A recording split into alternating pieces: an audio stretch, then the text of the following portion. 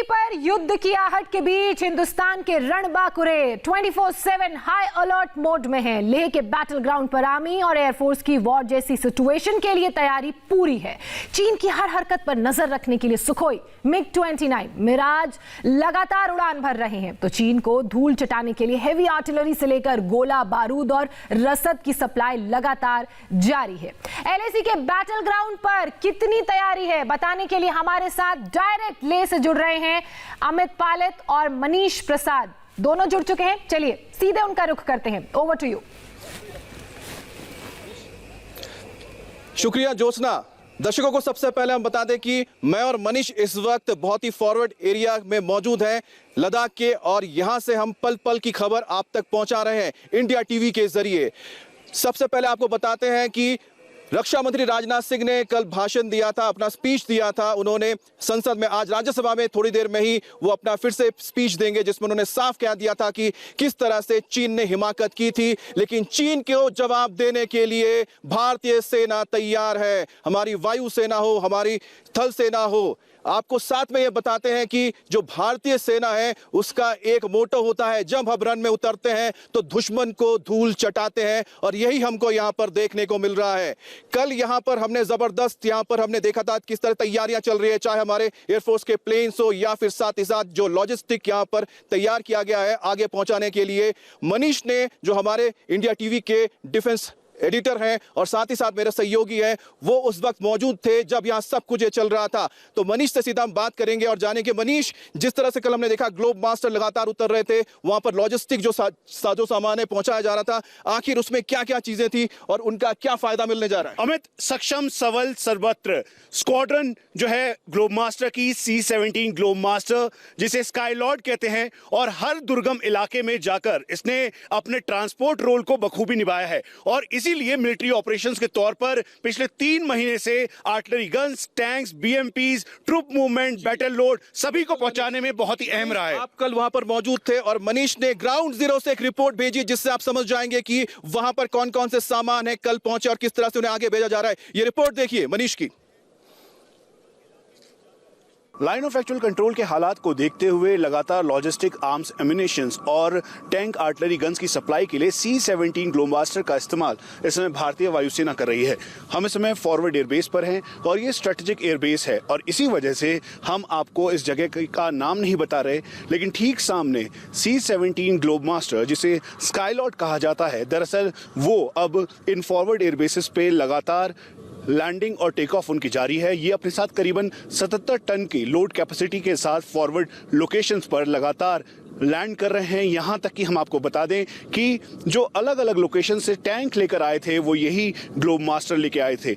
इनका मोटो है सक्षम सबल सर्वत्र और कैपेबल पावरफुल ओमनीप्रेस, और इसी अपने वाक्य के साथ ये इस समय लगातार जो फॉरवर्ड लाइन है वहाँ पर सॉर्टीज कर रहे हैं। और यही नहीं, बल्कि ठीक सामने C-17 ग्लोब मास्टर इस समय टेक ऑफ करते हुए लगातार जो लॉजिस्टिक सप्लाई है वो फॉरवर्ड एयर बेसिस तक पहुँचा रहा है।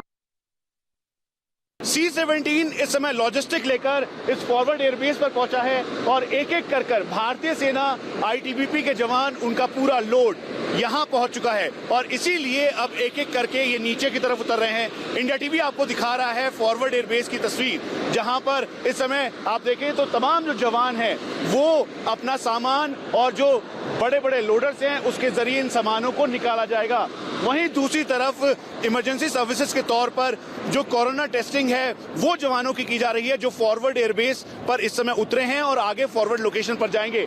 C-17 से इस समय डीलोडिंग का काम जारी है, और इसीलिए जो अलग अलग लोडर्स हैं उसके साथ जो ट्रक्स हैं उनको बुलाए गए हैं। हम आपको ये भी बता दें कि रणनीतिक तौर पर ये एक अहम भूमिका में है।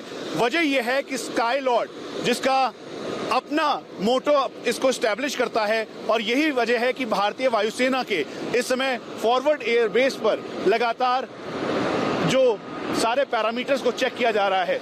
और इसी एयरबेस के साथ साथ इस समय आप देखें तो जो डीलोडिंग का काम है वो जारी है। इस समय ट्रूप मूवमेंट के तौर पर भारतीय सेना, ITBP, ग्रेफ और भारतीय वायुसेना के जवानों को एक एक करके नीचे उतारा जा रहा है। C-17 ग्लोब मास्टर, जो कि एक एस ट्रांसपोर्ट एयरक्राफ्ट है। दरअसल हम आपको ये भी बता दें कि इस समय लाइन ऑफ एक्चुअल कंट्रोल के हालात को देखते हुए इसका इस्तेमाल लगातार किया जा रहा है। इसी से आर्टिलरी गन्स, टैंक्स और BMPs को फॉरवर्ड लोकेशन तक लाया गया और फिर यहां से बाय रोड आगे तक भेजा गया। हम इस समय जो आपको तस्वीर दिखा रहे हैं दरअसल ये फॉरवर्ड एयरबेस की है। आप देखेंगे यहाँ पर प्रोटोकॉल फॉलो करते हुए साथ में सामान लोडेड है और यही वजह है कि जितने भी इस समय जवान यहाँ पर आए हैं उनको पूरी तरीके से मॉनिटर किया जा रहा है, चेक किया जा रहा है। हम आपको बता दें कि IL-76 से इस समय जो भारतीय सेना, वायुसेना और ITBP के जवान उतर रहे हैं उसके साथ साथ इस बात का भी ध्यान रखा जा रहा है कि स्ट्रेटेजिक कारणों से हम आपको इस फॉरवर्ड एयरबेस की जो पूरी रणनीतिक वैल्यू है वो नहीं बता रहे हैं, लेकिन हम आपको ये बता दें कि जैसा कि प्रधानमंत्री नरेंद्र मोदी ने कहा था कि इस समय जो लाइन ऑफ एक्चुअल कंट्रोल की ऊंची पहाड़ियों पर जवान मौजूद हैं उन सब के लिए रसद, आर्म्स, एम्युनिशन, उसके साथ साथ जो पूरे लॉजिस्टिक सप्लाई है वो इसी एयरबेस से लगातार की जा रही है। ठीक सामने आप देखें तो यहाँ पर अब जो ट्रूप्स हैं उनको डी इंडक्ट भी किया जा रहा है क्योंकि इस बात का ख्याल रखा जा रहा है कि डी इंडक्शन प्रोसेस भी हो, क्योंकि इस समय जो ऊंची चोटियों पर भारतीय सेना के जवान मौजूद हैं दरअसल उनको एक एक कर 2 महीने से ज्यादा जो इस समय फॉरवर्ड लोकेशन पे 18,000 फीट की हाइट से ऊंचाई पर हैं उनको नीचे उतारा जाए और फिर उनको डी इंडक्ट किया जाए। तो इसीलिए इंडक्शन के साथ साथ डी इंडक्शन प्रोसेस जारी है, सामान की सप्लाई की जा रही है, लॉजिस्टिक्स, आर्म्स, एम्युनिशन भेजा जा रहा है। ये बहुत ही अद्भुत तस्वीर है। ये बताती है भारतीय सेना और वायुसेना का पराक्रम। जहां इस समय C-17 के अंदर ट्रूप्स अंदर से जा रहे हैं तो वहीं ठीक पीछे IL-76 से जो इस समय ITBP, भारतीय सेना और भारतीय वायुसेना के जो ट्रूप्स हैं वो एक एक कर नीचे आ रहे हैं।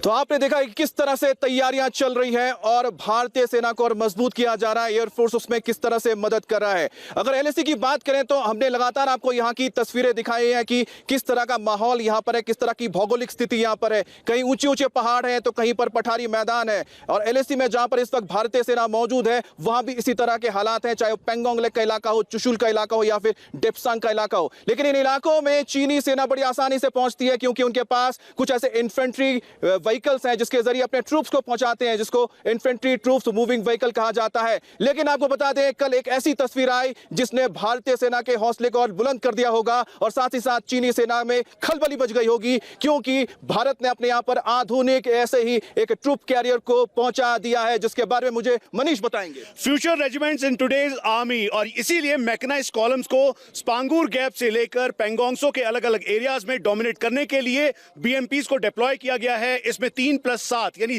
कुल मिला के 10 जवान एक साथ बैठकर फॉरवर्ड लोकेशन तक जा सकते हैं और इसीलिए भारतीय सेना ने 826 किलोमीटर के लाइन ऑफ एक्चुअल कंट्रोल पर अपने मैकेनाइज्ड कॉलम्स को डिप्लॉय किया है ताकि चाइनीज PLA को काउंटर कर सके। और मनीष ने वहां से जो तस्वीरें ली हैं उसको आप देखेंगे तो समझेंगे कि आखिरकार वो किस तरह से भारतीय सेना को मजबूती देखी। तो देखिए मनीष की एक खास रिपोर्ट। इस समय लाइन ऑफ एक्चुअल कंट्रोल के हालात को देखते हुए ठीक सामने जो BMPs हैं वो एक एक करके उतारी जा रही है और C-17 जैसा कि इंडिया टीवी पहले आपको बता रहा था कि जो BMPs हैं, टैंक्स हैं, आर्टिलरी गन्स हैं, उनको एक एक करके नीचे की तरफ उतारा जा रहा है और इसीलिए इसको फॉरवर्ड एयर बेसिस पर तैनात किया जा रहा है ताकि कोई भी अगर खतरा होता है तो उससे निपटा जा सके। हम आपको ये भी बता दें कि इस BMP के अंदर CBRN टेक्नोलॉजी यानी केमिकल, बायोलॉजिकल, रेडियो एक्टिव और न्यूक्लियर वॉरफेयर की जो टेक्नोलॉजी है वो इसमें शामिल है और इसीलिए रणनीतिक तौर पर इसको यहाँ पर लाया गया है।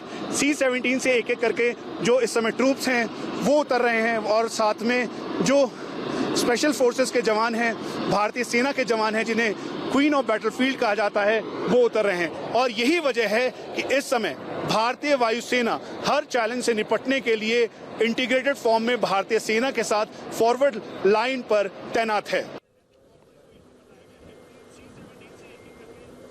तो देखा कि आपने किस तरह से जो हमारे ये इन्फेंट्री कॉम्बैट व्हीकल्स जब भारतीय सेना के पास आगे पहुंच जाएंगे तो दुश्मन के छक्के छुड़ा देंगे। अगर ये ट्रूप्स कैरियर हमारे लिए एक वरदान बनेंगे तो साथ ही साथ आपको बता दें कि आग उगलने वाले तो भी अब LAC पर मौजूद हैं जो दुश्मन के छक्के छुड़ा सकते हैं, जिस तरह से करगिल में इन तोपों ने दुश्मन के छक्के छुड़ा दिए थे। मैं बात कर रहा हूं ऐसे योद्धा की जिसका नाम है बोफोर्स गन और जिसको कल मनीष ने बहुत करीब से देखा और उसके बारे में मनीष से हम जानते हैं। बोफोर्स जिसकी रेंज करीबन 25 से 30 किलोमीटर इफेक्टिव है और 30 सेकंड के अंदर 3 राउंड की कैपेसिटी है। हम आपको यह भी बता दें कि सिर्फ बोफोर्स ही नहीं बल्कि बोफोर्स के साथ साथ M777, 130 mm, 155 mm, 105 mm ये जो लॉक एंड की ऑफ इंडियन आर्मी है इनको पूरी तरीके से डिप्लॉय किया है ताकि चाइनीज पीएलए को काउंटर कर सके।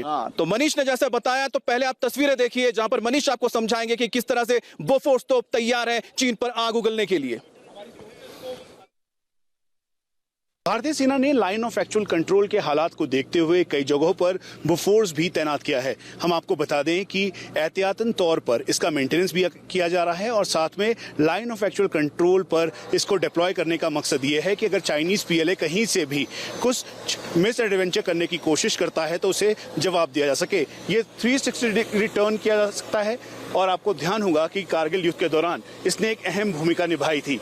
ये 3 राउंड 30 सेकंड के अंदर फायर करता है और रेंज करीबन 24 से 30 किलोमीटर इफेक्टिव है। इसीलिए इस समय मेंटेनेंस डिपो में पूरी तरह से इसे मेंटेन किया जा रहा है ताकि अपनी अचूक मारक क्षमता के साथ हाई ऑल्टीट्यूड वॉरफेयर में गेम चेंजर के रोल में एक बार फिर से ये एक्टिव हो सके। भारतीय सेना की फॉरवर्ड लोकेशन पर एक एयर वॉल के तौर पर जूस 23 इस समय तैनात है।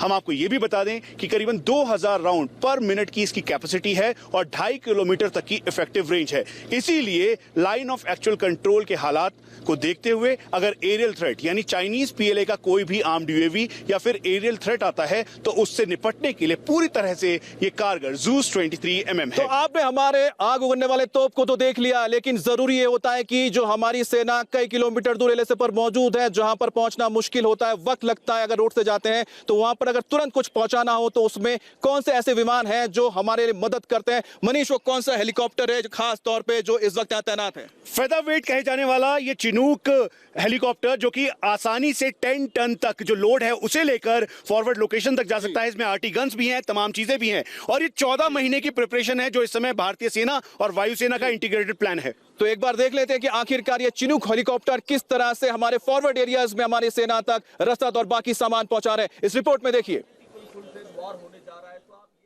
भारतीय वायुसेना और भारतीय सेना के जो ऑफिशियल्स हैं, जवान हैं, वो एक एक करके सभी सामानों को अंदर चिनूक के अंदर लोड कर रहे हैं। ये हम आपको बता दें कि सबसे ज्यादा इंपॉर्टेंट इस समय एक्सट्रीम कोल्ड क्लोथिंग है, उसके अलावा कैरो हीटर्स, साथ में जो स्पेशल राशन है वो है, उसके अलावा जो हाई ऑल्टीट्यूड एरिया में मेंटेनेंस के तौर पर जो टायर्स, साथ में गाड़ियों का जो सामान है उसको लाया जा रहा है। हम आपको चिनूक के बारे में बता दें कि करीबन इसकी 10 टन की कैपेसिटी है और 35 से 40 ट्रूप्स अपने पूरे बैटल लोड के साथ इसमें एक जगह से दूसरी जगह हाई ऑल्टीट्यूड एरिया में आसानी से जा सकते हैं। इसीलिए इस समय फॉरवर्ड एयरबेस पे लाइफलाइन का काम ये चिनूक हेलीकॉप्टर कर रहा है। फॉरवर्ड लोकेशन जिसकी हाइट करीबन 18,000 से 19,000 फीट तक की है ईस्टर्न लद्दाख के 826 किलोमीटर के इस पूरे एरिया में, तो उसके बाद सामान को चिनूक में भरकर अब इसे फॉरवर्ड लाइन तक पहुंचाया जा रहा है। हम आपको बता दें कि चुमार से लेकर दौलत बेग ओल्डी तक जो इस समय एरिया डोमिनेंस है उसमें चिनूक की एक अहम भूमिका है। रेकी के साथ साथ जो एरिया मैपिंग के लिए चिनूक का इस्तेमाल किया जा रहा है और उसके साथ जो रसद सप्लाई है जो कि सबसे ज्यादा इंपॉर्टेंट है उसके लिए किया जा रहा है। ठीक सामने आप देखें तो चिनूक इस समय अब यहां से टेक ऑफ कर गया है। हमें बताया गया है कि फॉरवर्ड लोकेशंस पे चुशूल के आसपास के इलाकों में इसको डिप्लॉय करना है और क्योंकि रसद लेकर जा रहा है तो ये करीबन 2 घंटे से 4 घंटे के बीच वहां पहुंचाकर सामान वापस इस बेस पर आएगा। इसीलिए ठीक सामने स्ट्रेटेजिक तौर पे चिनूक की इंपॉर्टेंस और बढ़ जाती है। Troop movement, load carrying capacity और फिर उसके बाद फेदर वेट कही जाने वाली भारतीय वायुसेना का ये ट्रांसपोर्ट हेलीकॉप्टर यूनिट का एक एस हेलीकॉप्टर है। यानी हाई ऑल्टीट्यूड एरियाज जहां पे हाइट 18,000 से 19,000 फीट की है वहां तक ये राशन पहुंचाएंगे। अगर कैजुअलिटी इवैक्यूएशन होता है तो उसे इवैक्यूएट करेंगे।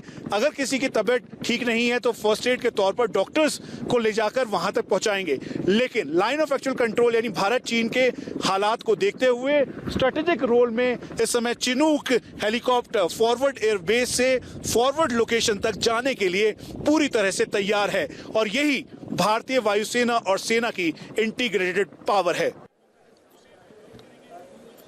तो चिनूक हेलीकॉप्टर्स आपने देखा, लेकिन लद्दाख के आसमान की निगरानी कौन कर रहा है? कौन वो हमारे वायु योद्धा हैं जो लगातार निगरानी कर रहे हैं लद्दाख की और एलएसी की? लेकिन आपको ये बताएंगे एक छोटे से ब्रेक के बाद। बने रहिए हमारे साथ, एक्सक्लूसिव तस्वीरें।